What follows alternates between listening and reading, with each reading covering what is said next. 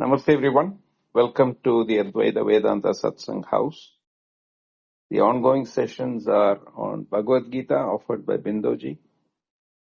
And we have finished one session and there is an introductory talk that was offered by Acharya Ji. All these are available as replays in the clubhouse, or you can catch up on those in the YouTube channel, which I pasted in the chat, Advaita Retold. For housekeeping, a few housekeeping comments. The chat and the hand raising will be, closed during this session. And after that, we have about half an hour where Bindoji will answer questions. Over to you, Bindoji. Hari Om. Thank you, Prakash. Welcome all to continue the topic we stopped yesterday. Let me do the invocation. Om Namo Brahmadibhyo Brahma Vidya Sampradaya Kartrubhyo Vamsha Rishibhyo Mahadbhyo Namo Gurubhyaha Shruti Smriti Purananam Alayam Garunalayam Namami Bhagavad Padam Shankaram Logashankaram Shankaram Shankaracharyam Keshavam Badarayanam Sutramashikritau Vande Bhagavantau Punah Punah Ishvaro Gururatmeti Murtibheda Vibhagine Vyomavat Vyaptadehaya Dakshinamurtaye Namaha. I'll do the last Dhyana Sloka of the set of Dhyana Slokas. Yam Brahma Varunendra Rudra Marutaha Tunyandi Divyai Stavai Vedai Sangapada Panishadai Gayanti Yam Samaga Dhyanavastida Kadgadena Manasa Pashyandi Yam Yoginaha Yasyandam Nabidussura Suragana Devaya Tasmai Namaha Devaya Tasmai Namaha Devaya Tasmai Namaha. Om. In the yesterday's class, we saw the two characters who are actively participating in the 700 verses Bhagavad Gita. That is Dhritarashtra and Sanjaya. The main two characters of Bhagavad Gita are Krishna and Arjuna. Now the relationship between Krishna and Arjuna can be seen from multiple layers. On a narrative level or in the Itihasa Drishti, Arjuna represents the central human hero of Mahabharata. He is the best warrior, but at the field of Kurukshetra, he gets emotionally shattered. In spite of being the hero and have won many wars, defeated many great kings, and even taken Paramashiva on a one-on-one basis, until he realized he is fighting no ordinary, person in incognito, and then Shiva, gives him the vision. So that is the valor and the hero, Arjuna, who now stands shattered emotionally, representing the human excellence can be brought into a crisis when emotions run high. This, even though in the Itihasa Drishti or the narrative level is very right, The problem we all face is not different from what Arjuna is facing at the war front. We may be excellent in our own field. We may be doing extremely well. But when emotions overtake us, we do not have the intellect and the control of our senses or the logic within us on which we can anchor and stand up.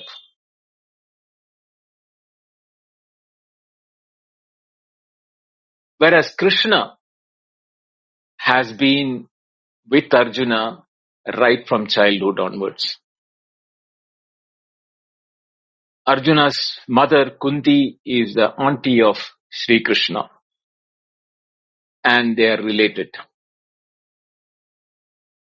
So they have been growing up as cousins and have seen each other's good and bad aspects. They know each other as persons, human beings, what they are living as if. But at the same time, Arjuna has got a special love for Krishna, and it is the same way Krishna loves Arjuna, very specific. Not that he became his brother-in-law, but as a person who has an extreme capacity to challenge any circumstances given as a problem to him. So Krishna chooses not to fight, but be a guide for the Pandavas, and then offers himself that I'll be there with you in the battlefield as a charioteer for Arjuna. And as a charioteer, not only does he perform his duty, but also as a counselor, a strategist, and as a witness to the war which is taking place. He stays with them in the war field and takes part in the discussions. So he is fully aware of the war and the day-to-day events and moment-to-moment incidents, what were happening. But at the same time, being who he is as an avatara, he moves through the life of Krishna.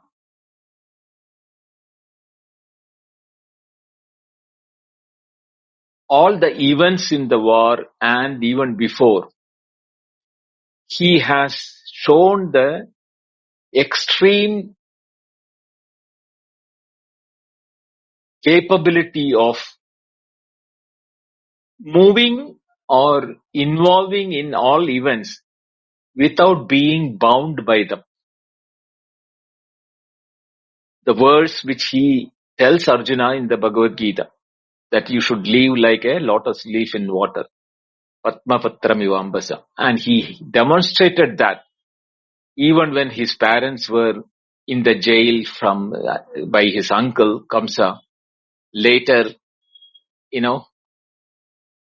taking on so many adversaries sent to murder him. And throughout his life, he has shown that nothing has affected him. So this two characters, Arjuna and Krishna, in the Itihasa Drishti, are the who of them coming in between the two warring groups. And the war does not begin until Arjuna gets up again after the advice of Krishna, and the dharma or the righteousness of both sides who were fighting did not move an inch unless Krishna and Arjuna go back to their respective places and starts the bugle. So this is a deliberate pause given in the epic by Vyasa, where outer actions cannot be undertaken until inner clarity arises. That is the reason why which Vyasa has presented the scenario of Arjuna dropping the bow and arrow, sitting, trembling at the feet of Krishna. Now, when we look the same thing with the dharma drishti or on an ethical level, Arjuna represents dharma in confusion. He stands at the intersection of conflicting dharmas because one side he is a Kshatriya who has been given the duty of protecting the dharma and standing for the people of his country. At the same time, his compassion for his relatives, including his teacher and grandsire Bhishma, all of them on the opposite side ready to fight with him. He is also confused between the social order which he has to maintain as a Kshatriya king. At the same time, his personal attachment to his teacher, his uncle, his great sire, that Bhishma, and others with whom he has spent his childhood and grown up. Now they are all ready to be, taken on in the war, and he knows his capability.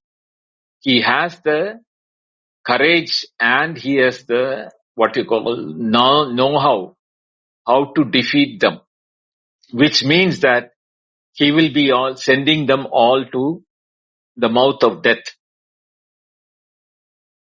which due to this confusion, he refuses to fight on moral grounds, not because he was a coward. He knew his strength.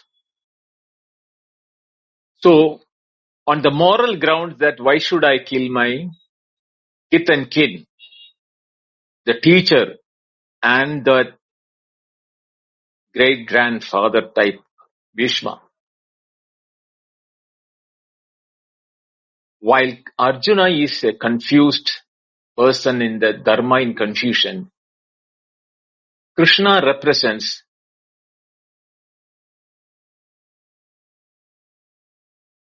personification of dharma. Now, the word dharma has to be understood in the context. Krishna doesn't argue sentimentally and, make Arjuna feel that, you don't have to be emotionally upset and all those things. He doesn't go into that line at all. He redefines dharma. We all are confused about our dharma. Every time when we are in a dilemma in our life, we are in a state of Arjuna.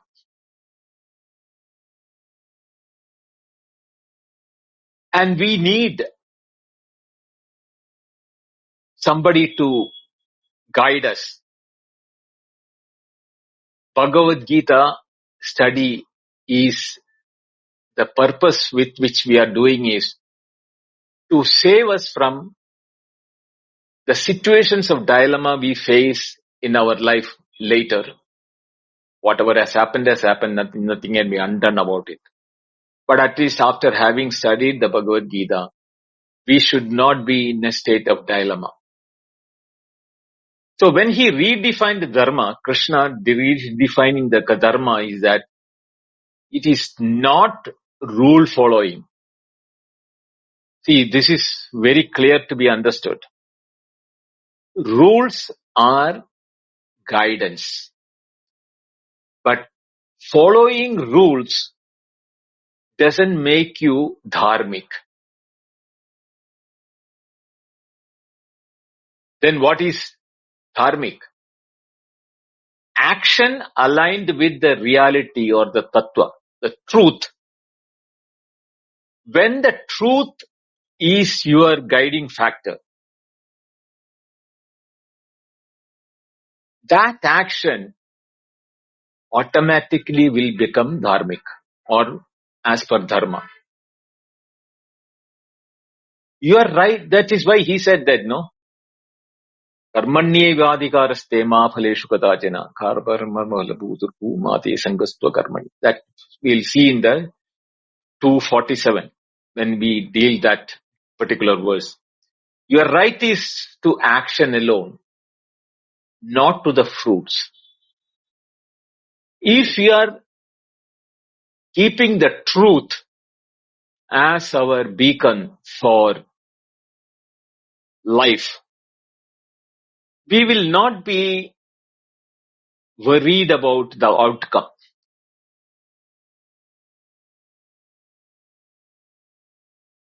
Because what happens is that the truth will always give the right result. Whether we like it or not, that is not a question. See, that is where the mind comes into picture. But when we are above the mind and act according to the knowledge about the truth, the mind will not be in a play to confuse us or to misguide us. So when Arjuna asks, what is right for me? Krishna says, what is right for the truth should be your question.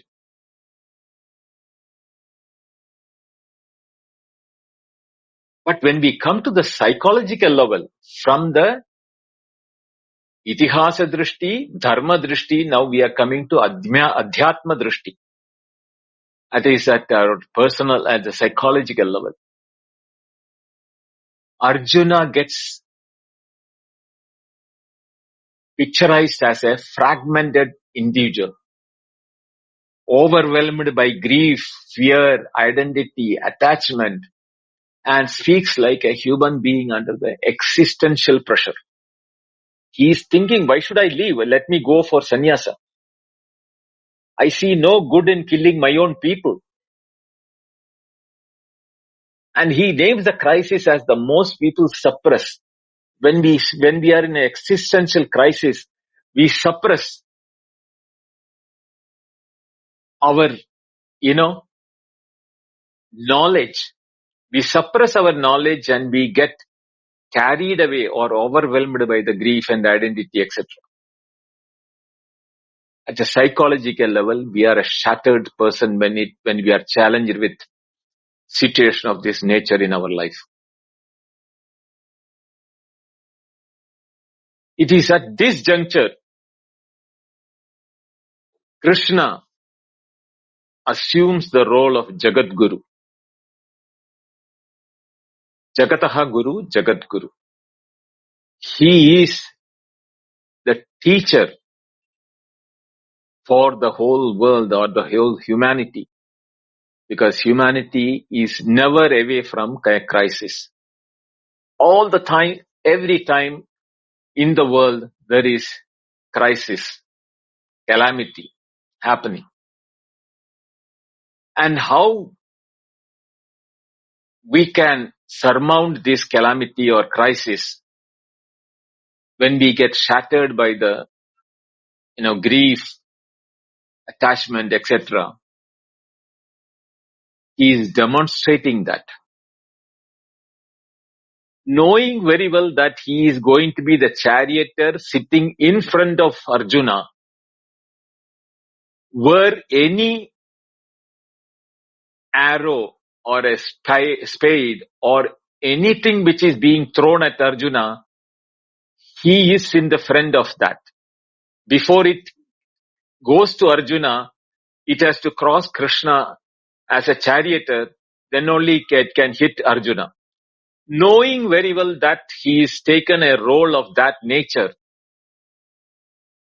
he is ever smiling, calm, luminous, even playful. Even his naughtiness, which he had demonstrated from the birth onwards, is at play even when he is giving the advice to Arjuna, because the words he picks and chooses to address Arjuna is word of a particular nature to make Arjuna feel, I am a misfit because I asked the wrong question. Not as a misfit of his capability, but for having done an act of uncalled for by throwing away the bow and arrow. The names like Gudakesha, Parantapa, there are many names which is being used by Krishna when addressing Arjuna. So that playful manner in which Krishna addresses Arjuna is to shake him up psychologically. And his statements to Arjuna never demonstrates even an iota of fear that he, being a charioteer, is bound to get hit by the arrows first before Arjuna itself. He has never demonstrated that. Which shows that the inner sovereignty with which he has control over the events and the truth.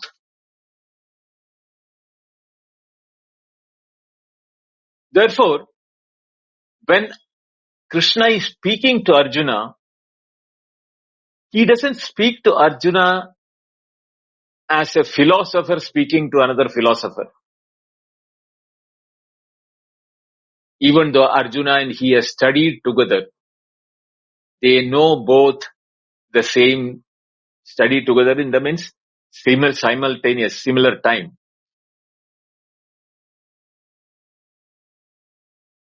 But Arjuna, having educated as a Kshatriya or as a warrior class, he has undergone all the teachings of psychological warfare, all those things have gone through.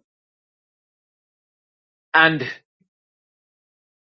the Vedas and Upanishads, everything has been taught to them, all the princely class those days.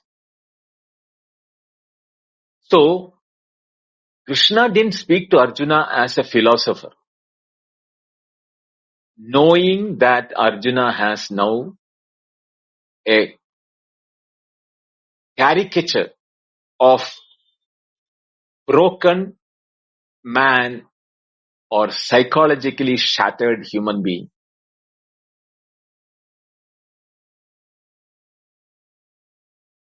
And when we go to the fourth and the final level,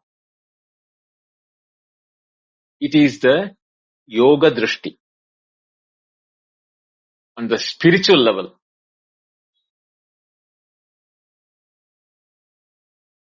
Krishna, the Jagat Guru, He is addressing Arjuna multiple yogas. Karma yoga, karma sannyasa, bhakti yoga, all those things that, and how he has divided between them is the very reason that Bhagavad Gita is a masterpiece by itself. At any level, whatever may be your approach towards life, you can resonate with one of the yogas of Bhagavad Gita, and thereafter you can mature from one to another. It is the lamp which doesn't get put off in the pitch darkness of psychological crisis. It will be ever burning torch to guide us throughout our life until we reach the truth. And that is divided into multiple yogas in the Bhagavad Gita, which brings us to the role of Arjuna is to act karma yoga, to question, that is the jnana yoga, with doubt. His questions are directed towards jnana yoga. Even though he says that I am confused in the beginning, so Krishna starts after not the third chapter onwards, giving karma yoga onwards. But his intent of asking those questions is towards that jnana yoga.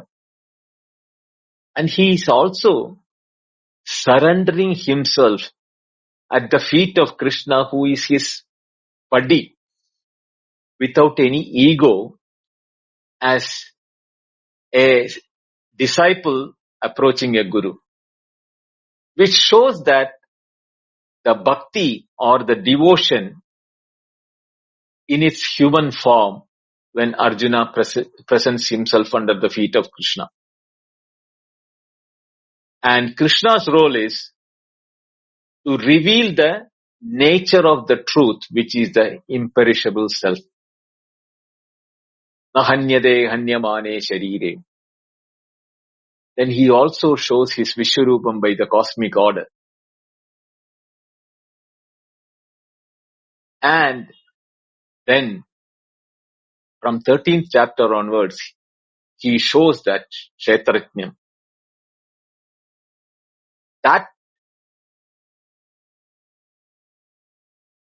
nature of every creation is explained, and Arjuna made understand that that is the final truth.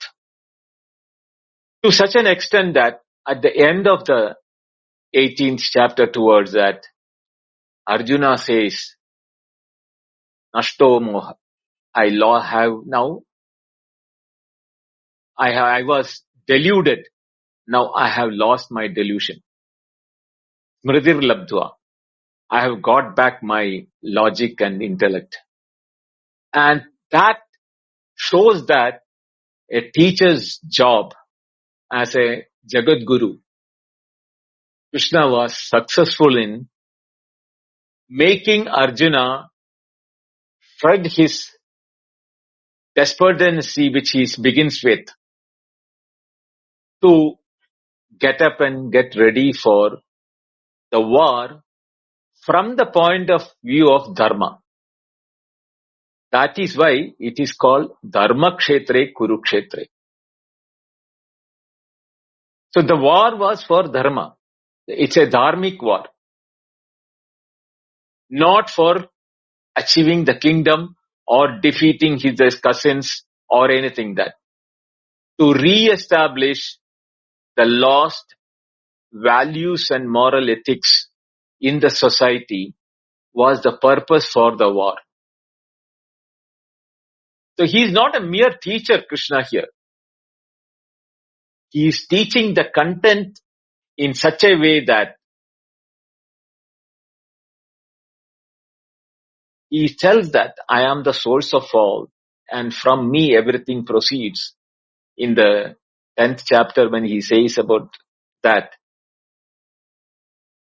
Arjuna is forced to walk the path of the truth, and Krishna is the ground of truth through which Arjuna is able to see the truth. When we come to the 11th chapter, which is a standalone chapter, which is unique in its nature, the roles are very clearly defined there.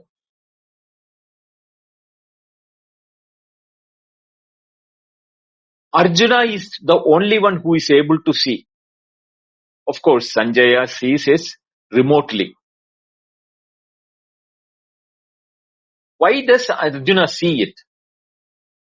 Because the human ego, which was shattered and despondent at that time,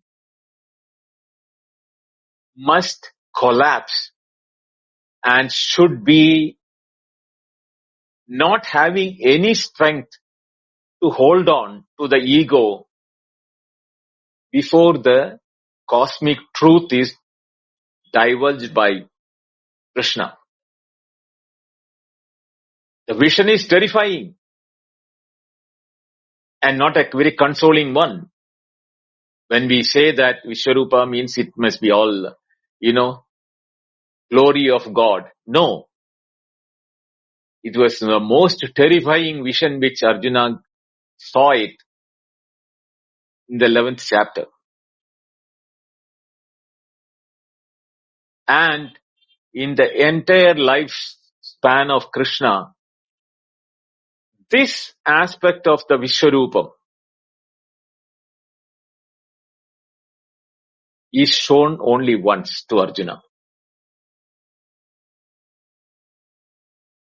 Why? Because the cosmic truth or the Vishwarupa is unbearable for the phenomenal or empirical mind. Ordinary minds cannot fathom that. And if it is a knowledge will become permanent. Because once you know, you cannot forget it. You don't lose it. So it will become a permanent vision had it been a vision of knowledge or vision of truth as a knowledge. And if it had happened that way, Arjuna would have become a jnani and he would have dropped the agency as a Kshatriya to fight the war.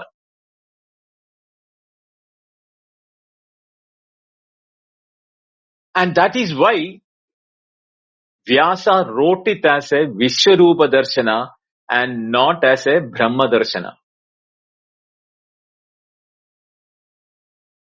The reason is that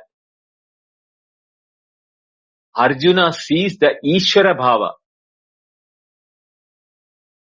the Shakti or the power, time, destruction, all aspects of Saguna Brahman.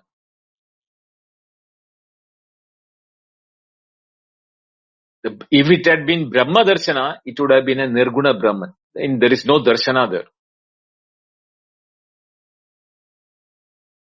Therefore, Brahman, when it is known by knowledge, is Brahma Darshana and it is not a vision.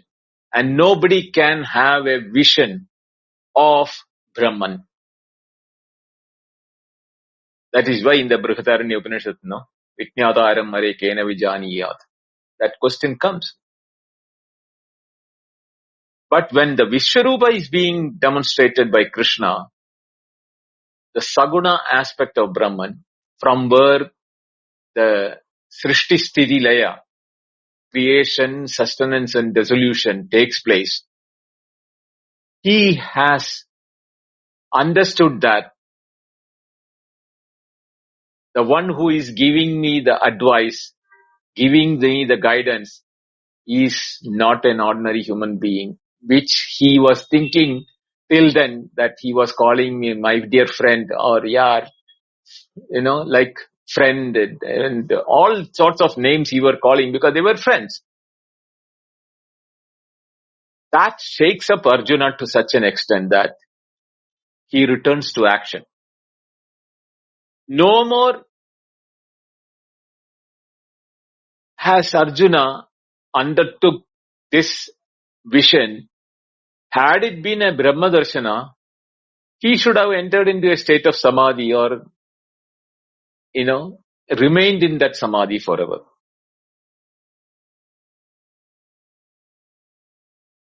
Therefore, Arjuna is a representation of Jiva under avidya, who identifies himself with the body,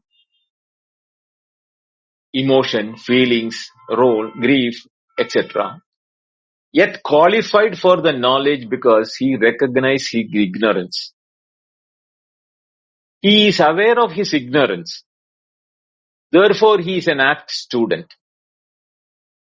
That is why when he says in the 7th verse of the 2nd chapter, I am confused about dharma, what is to be done and what is not to be. Shishyasteham sadimam prapanna. I am becoming your disciple. A close friend has to approach the other friend and say that, hey, I am a bloody fool. I have no knowledge about anything about. Please teach me. Such a statement can come from one friend to another friend only if he has understood his ignorance. Thereafter, Krishna assumes the role of Ishvara, but speaking from the level of Vyavahara, from the phenomenal world. He doesn't take Arjuna to the Paramartha or the Brahman state, because that is not the purpose. The purpose is that to prepare Arjuna for the war. But Arjuna also wants the knowledge. Therefore, Krishna speaks from the phenomenal aspect of Vyavahara, but pointing towards what is the ultimate truth. And knowledge of that truth is the only one which will remove the ignorance in Arjuna.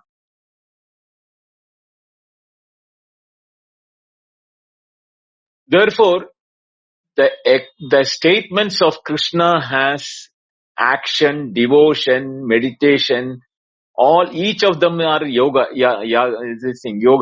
which he is praising. Karma yoga, bhakti yoga, dhyana yoga. These are all preparatory means with which the student Arjuna has now been instructed by Krishna. Ultimately, that negates all roles of the one which we think are our roles. That is the time when the last advice from Krishna to Arjuna is that Sarvadharman parityajya mamekam sharanam vraja aham tvam sarvapapebhyo mokshayishyami mashucha. Abandon all dharmas. Dharmas can be confusing if you do not know where to anchor your actions. So, the best way for you is don't look at what is dharma or adharma and all those things. Don't confuse. But if you adhere to the truth or the satyam, when that is your guiding factor, that is as good as refuge in the truth.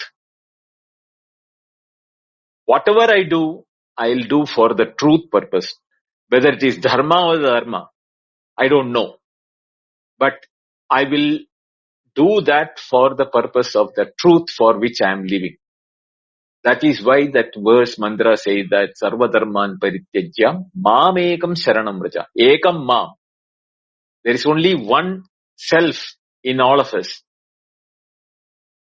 When we know who we are, the self in us, the dharma from this point of view of self will not bind you, even if it is adharma in the eyes of others.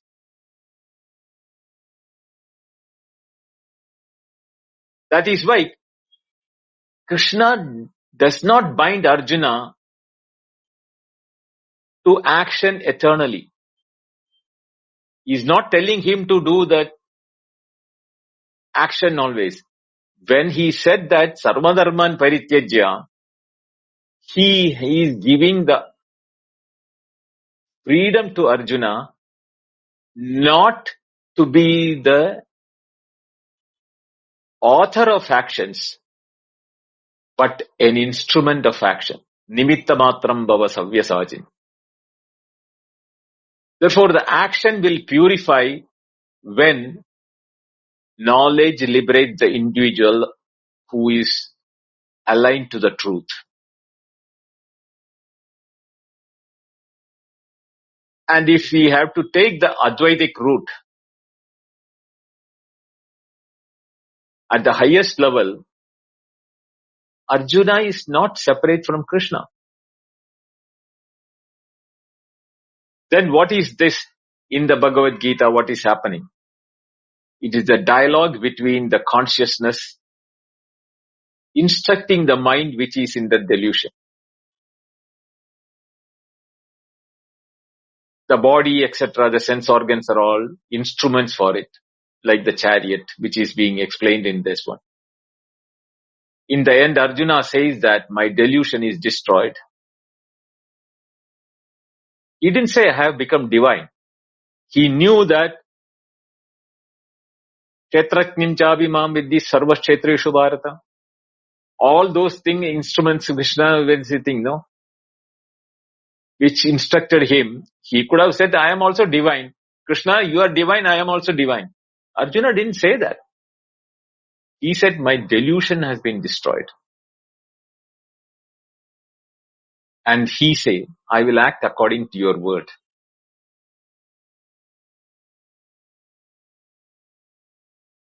So what does Bhagavad Gita offer us? It offers us moksha, liberation, which does not cancel the life,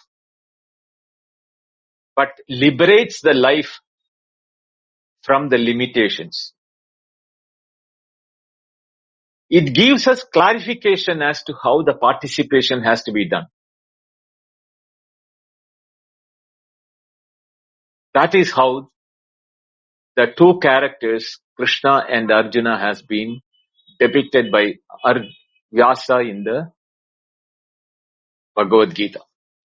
So when we with these pictures in mind, when we go into the intricate verse by verse of Bhagavad Gita, keep this overall picture in our mind at the four levels. The empirical level, dharma drishti, yoga drishti, adhyatma drishti, and paramartha drishti. All those four best things which we have to align ourselves. What level is Krishna talking? At what level is Arjuna receiving it? We need a clarity of this. Unless we get into this clarity, Bhagavad Gita can be confusing and appearing to be contradicting at times. We will see that contradictions are not there when we explain each of these verses. Now the first chapter is called Arjuna Vishada Yoga. Yoga means, as we know that each chapter is divided as a yoga. Now Arjuna Vishada means the despondency of Arjuna. Arjuna become a despondent. He is confused and confounded. He is shivering out of, not lack of self-courage or anything, but he is emotionally shattered because he has to definitely kill his teachers and brothers and cousins and his uncle, all of them, because he's very well that he knows that he is going to win the war because nobody can win a war against Arjuna. He is so confident about himself, but his confidence got shattered by that emotional feeling that who are his enemies? Who is now overpowered by the grief and delusion born out of the sense of attachment for his relatives. He makes so many arguments with Krishna to support that his decision not to fight the war is right. And this is the first chapter all about. We will divide this into 5 groups. Verses 1 to 20 is a description of both side armies and the characters who are fighting for each side and etc. There are 20 verses on that, 20 shlokas. And verses 21 to 25 is depicting the chariot being driven to the middle of the battlefield and both sides how the array has been made. Verses 26 and 26 and 28 is the time when Arjuna changes the mind for the, not fighting the war. That is when he sees all of them, the delusion becomes at most and he is becoming attached, raga, for his relatives, which leads to him to the grief of seeing the enormity of the task he is to undertake by killing this. So that is the raga, this is the shoka, 25 to 34. And he completes his delusion, which stems from his ignorance about the nature of oneself. That is the moha. So raga leads to shoka and shoka leads to moha. This is what is the preparation which makes Krishna to become the teacher through Arjuna to the rest of the world. So whatever I can cover today, I will cover. It is simple English which is I am translating. There is not much philosophy or anything to discuss about it. Therefore, Dhritarashtra Uvacha, the blind king, asks Sanjaya, Dharma kshetre kurukshetre samaveta yuyutsavaha mamaka pandavaschaiva kimakurvata Sanjaya. Dharma kshetre means in the field of dharma, which is a state of pilgrimage also. Kurukshetre, named after the Kurus of the dynasty from there on, both of them are coming. Samavetaha means samaveta, assembled. Yuyutsavaha.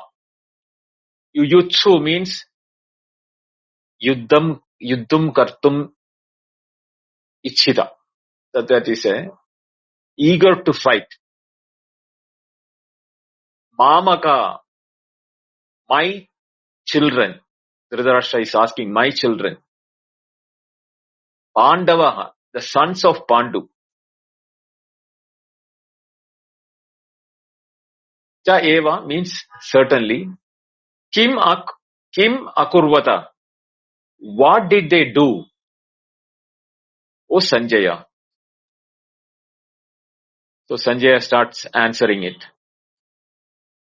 Drishtva tu pandavanīkam vyudam duryodhana tada acharyamupasangamya raja vajanam abravit. So, in the Drishtva, after having seen Pandava Anikam. Anikam means the army. Pandava Anikam means the army of Pandavas. Vyudam means the arrangement of a military formation. Duryodhana, the eldest son of Dhritarashtra. Tada Acharyam Upasangamya. At the time, approaching the teacher, Drona, Raja Vachanam Abravit. Raja means here he is saying that Duryodhana uttered the following words or spoke the following way. What is that?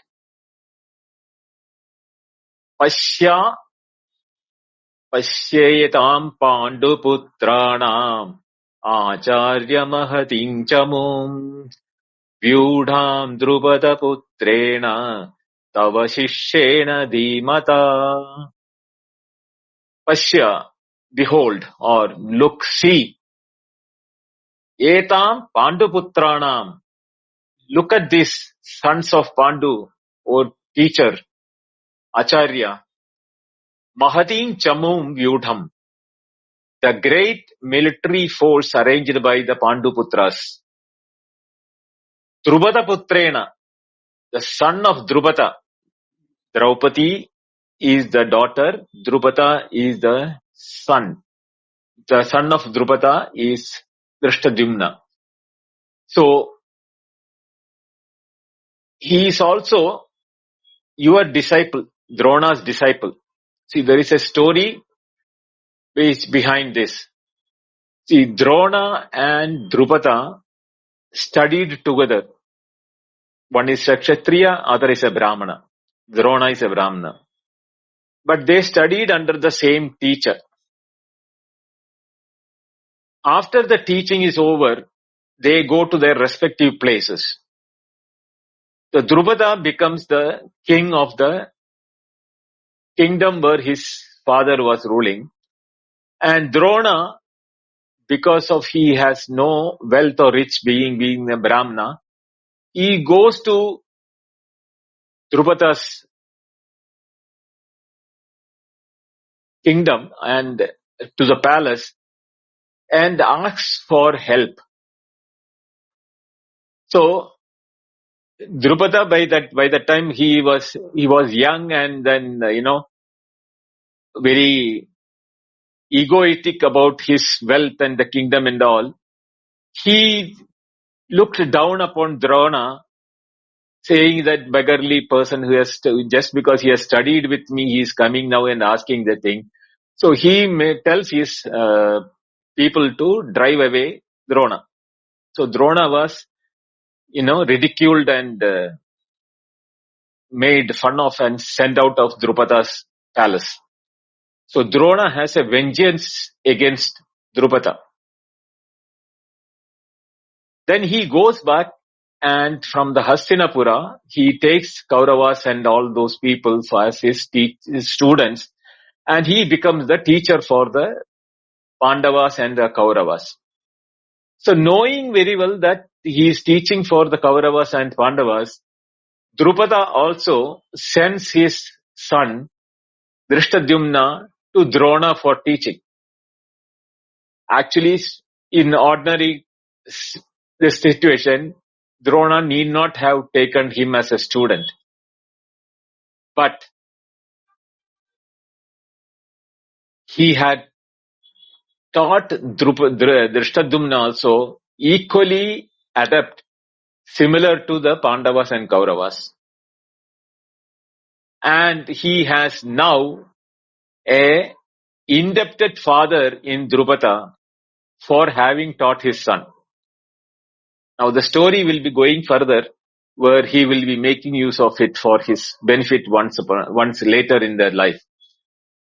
So here, Duryodhana is using this same thing to taunt Drona.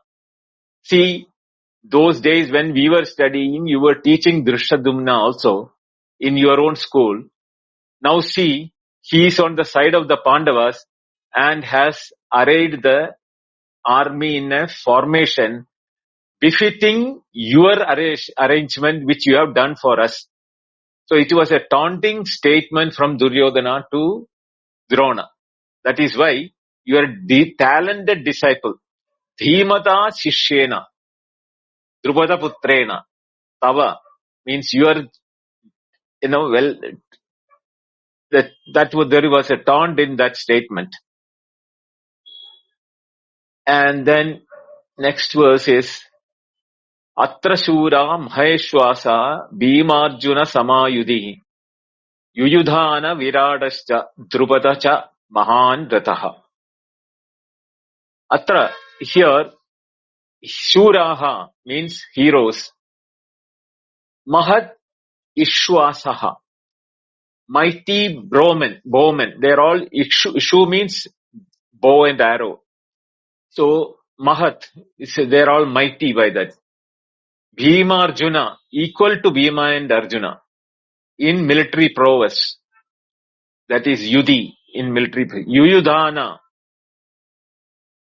for Yuyudhana is the name of a king. Virata, Drupata, these are all great warriors. Drishtaketu, Chekitana, Kashiraja, all these are all kings which are all on the Pandava side.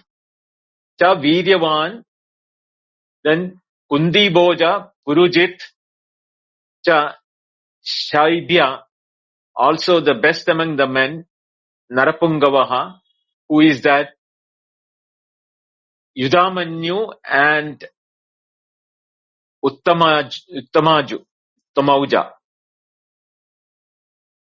Then son of Subhadra, Saubhadra, Draupadi's children, Subhadra's son, and all those people, certain great warriors are all assembled on the other side. He is telling Drona the list of people whom he have to face. So, we have completed 6 verses and I'll stop here today. Tomorrow we will do from verse 7 to 20 and that will complete the picture of the war. I mean, the who are all and what are the background of all those things. We'll continue this thing tomorrow. Om Purnamada Purnamidam Purnat Purnamudachyate Purnasya Purnamadaya Purnameva Vashishyate. Om Shanti Shanti Shanti Harihi Om Shri Gurubhyo Namaha Harihi Om. Thank you. Dhanyavada.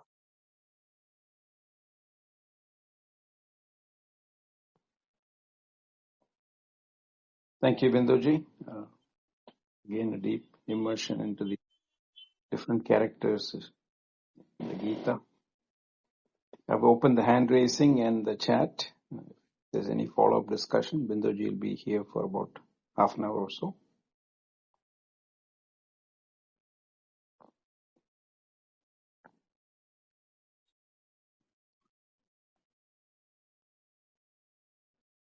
Namaste, Srini. Namaste, Binduji. I just wanted to say, wow, what an introduction you gave. It's actually, yeah, I really don't have any words. I think it's, yesterday you were describing Vyasa, so I think it's, I don't know I should say that, but it's definitely, not Binduji, it felt whole parampara it flashed in front of my eyes. Exactly that kind of feeling I had. And yeah, I think so the anticipation has built up so much. I'm sure like you're going to unleash the whole force of the parampara in the future classes. And yeah, I really have no words. I can't even explain how I'm feeling. Like, thank you so much. I think I just have to do Sashtanga Pranam to you. Thank you, Srini.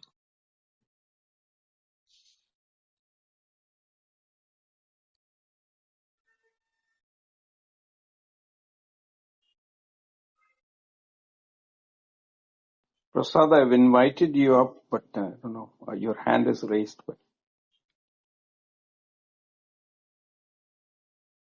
Namaste, Shama. Namaste, Shobha. Hari Om. Namaste. Hari Om. Udaya.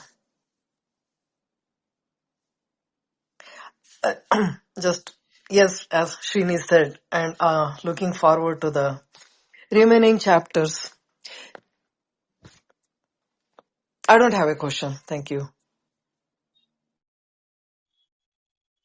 Thank you, Shobha.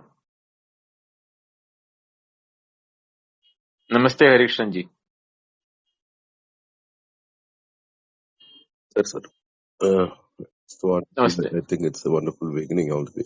I don't know whether I missed a little bit. I just wanted to clarify whether this when we talk about Bhagavad Gita, actually this chariot was being placed in the center of the Kurukshetra war, and Arjuna, Krishna was telling was chanting this Bhagavad Gita, but nobody. Would you believe that nobody listened to that, or was everybody seeing this? I always thought about that, whether everybody is listening or somebody was listening. Even Bhishma was there. So was somebody listening to this, or it was just a talk between Arjuna and Krishna? See, one can get, carried away by the length of Bhagavad Gita. Even if you chant Bhagavad Gita, it will take at least about 2 hours to completely chant 18 chapters, 2.5 hours. So for 2.5 hours, when they were doing this discussion,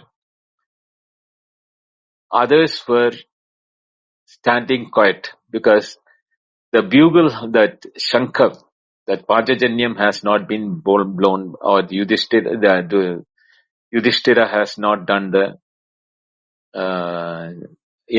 war cry or anything. No, none of them has happened. It is just that Krishna and Arjuna rode between the army and stood in the middle. Now, there are versions for it that Krishna, due to his divine power, forced the time to stay still until he completed his advice to Arjuna, and others never knew that time has flown by for the entire discussion. Or some others people say that, some other, narrators say that the whole Bhagavad Gita was purely a dialogue between Krishna and Arjuna in such a manner that others never knew what is the time flown by, or they were even not in the picture to know the time going by. So it is not a question of we taking this is that where the poetic license of Vyasa should come into the picture. He has brought in this into the Mahabharata war as a message to the humanity under a crisis. See, if you look at Mahabharata as a whole, Vyasa has made so many characters in the whole Mahabharata that every psychological being is represented by one character in Mahabharata. Right from the cheating Shakuni to the abidance of truth by, Yuvaraja, the eldest of the Pandavas, Yudhishthira. all of them are caricatures or the characters in such a way that there is a message in the Mahabharata as a total. Whereas Bhagavad Gita in the Bhishma Parva coming to the Gita Parva is only 700 verses out of the 1 lakh verses. The placement of the Gita in the middle of the war is to enhance the requirement of importance of the knowledge of the self. The worst crisis one can face is one's own death in the hands of the enemy. Such a situation is what Arjuna is facing. He can be killed or he has to kill others. Now, when he is taking this route, Vyasa has brought in this in the middle of the war as a picturization. What actually happened, and from the historical point of view, nobody can vouch for it because there is no record of that. But we have to go by what is there in the critical edition of Mahabharata. So when we go by that, the only way we can give a justification is that the only possibility is that Krishna freezing the time for the advice to Arjuna, and Arjuna, when he wakes up and comes back, others never knew that such an advice has taken place. Only person who knew about the advice looking backward on the 10th day is Sanjaya, who can view backward and forward. He now, the event as 10 days back has happened, but when he talks about it to Dhritarashtra, he is seeing it in person. So the Virat Rupa which Arjuna saw live is being seen as a event in the past by Sanjaya. So the only person who has seen the Virat Rupa is Arjuna in live. Even Sanjaya sees it, but as a past event which has happened. So from that, all those things, it is very clear that the current level of our understanding will be incapable of giving the picture as to how it happened, why it happened, or all those things. So as a person of philosophy, I don't waste my time on the historicity of it or mythological aspect of it. I go more by the philosophy that it can teach for the benefit of the human being. If I go just a little bit away from the Bhagavad Gita, actually, have you ever thought, sir, regarding why Bhishma went to Kaurava Paksha? That question has always baffled me because he's considered to be one of the serenest man, even by Krishna, even by yardsticks of Krishna, because I think Krishna only considered Bhishma as an equivalent. So that kind of a personality, a towering personality, what could be his logic to go with Kauravas rather than going with Pandavas? Sir, have you ever thought of it? So it is mentioned in Mahabharata itself. He has taken a vow to protect Hastinapura all the time, and that is why when Duryodhana was made the crown prince and the Pandavas were sent out into the Vanavasa, the kingdom is under the hands of Dhritarashtra and his children. So, who has taken a vow to protect, to Shantanu, he gives is a promise that I'm not getting married because I don't want my children to be the king of this thing, but I'll protect the kingdom as long as I am alive. So that is the reason why he has to go with the Kauravas, because Pandavas were not the ruling party there those days.